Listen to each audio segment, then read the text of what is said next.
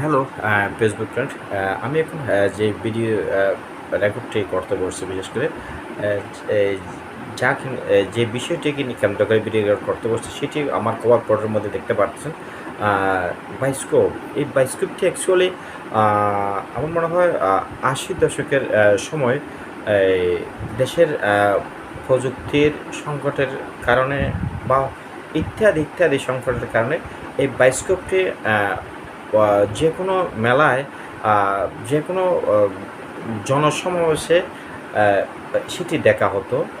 ৩০ পয়সা বা ৮ আনা পয়সার উপরে নির্ভর করে এই বায়োস্কোপটি দেখার সুযোগ সুবিধা সিঁড়ি লাইন ধরে অপেক্ষা করতে হতো।